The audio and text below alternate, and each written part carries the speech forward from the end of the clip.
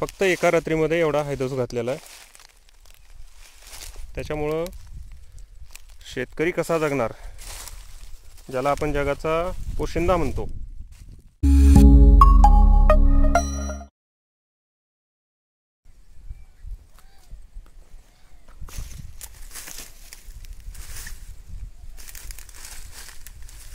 मंडळी नमस्कार। अन्नदाता सुखी भव किंवा जय जवान जय किसान किंवा शेतकरी राजा अशा प्रकारच्या वाक्यप्रचार आहेत किंवा काही घोषणा असतील, काही वाक्य असतील, आजपर्यंत आपण बऱ्याच जणांनी ऐकलेले आहेत।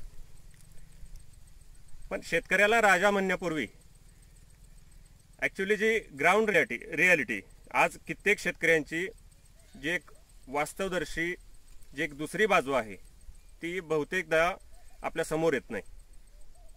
आता जिथं मी आज उपस्थित आहे ते आमचं शेत आहे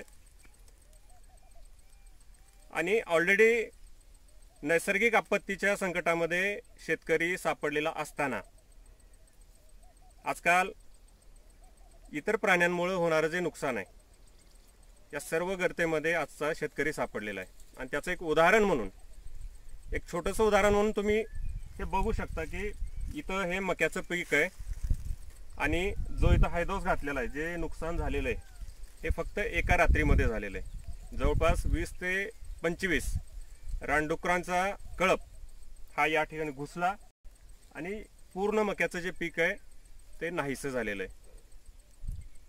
बऱ्याचदा आता हरिण आहेत, शासनाकडनं काय होतं की त्याला मारण्याला बंदी आहे, मान्य आहे आणि ते योग्य सुद्धा आहे। पण हरिण असेल किंवा रानडुक्कर असेल किंवा इतर कुठल्याही प्राणी असेल, त्याच्यामुळं जे नुकसान होतंय तर त्याची शेतकऱ्याला भरपाई मिळते का?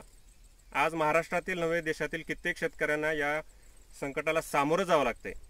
त्यामुळं माझी एक या व्हिडिओच्या माध्यमातून शासनाला एक विनंती असेल की जी कुठली आपली यंत्रणा यासाठी जबाबदार असेल, आपण त्यांना योग्य वेळी या अशा प्रकाराला आळा घालण्यासाठी आपण योग्य त्या सूचना द्याव्यात आणि शेतकऱ्यांना या संकटातून मुक्त करण्याचा आपण प्रयत्न करावा।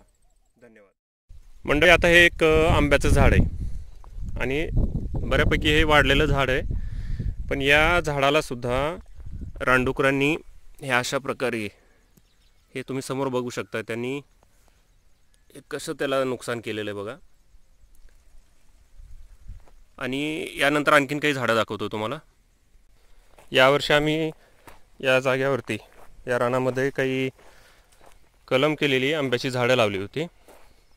मक्याचं नुकसान करण्यासोबतच हे अशा प्रकारे त्यांनी या छोट्या छोट्या रोपांचं सुद्धा नुकसान केलेलं आहे, म्हणजे दातांनी त्यांनी असं कट केल्यासारखं केलेलं आहे। आणखीन एक झाड आहे, हे बघा,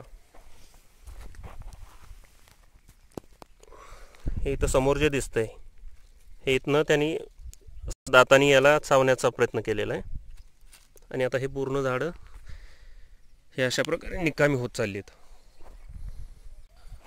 आणि हा मका तुम्हाला समोर दिसेल, मागच्या वर्षी एवढ्याच रानामध्ये जवळपास 1 क्विंटल मका निघालेली होती। आपण घरामध्ये आवडीने मक्याची कणसं खातो, विकत आणून खातो बऱ्याचदा, तर शेतातली बऱ्याचदा आम्ही मक्याची कणसं खाऊन सुद्धा 1 क्विंटल मका निघाली होती एवढ्याच रानामध्ये। आज त्याची ही अशी परिस्थिती आहे। आणि विशेष म्हणजे काय असतं की जेव्हा रानडुक्कर नुकसान करून जातात, हे बघा, हे आंब्याचं कलम आहे, इथे एक लावलेलं होतं त्याची काडी आहे, तेव्हा हे राहिलेलं जी मका आहे तर हे आपण जनावरांना सुद्धा खाऊ घालू शकत नाही, कारण त्याला एक प्रकारचा वास येतो।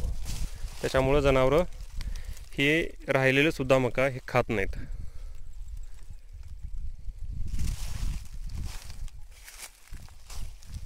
फक्त एका रात्रीमध्ये एवढा हैदोस घातलेला आहे। त्याच्यामुळं शेतकरी कसा जगणार, ज्याला आपण जगाचा पोशिंदा म्हणतो शेतकऱ्याला, त्याच्यावरती जर अशा प्रकारची संकट वारंवार येत राहिली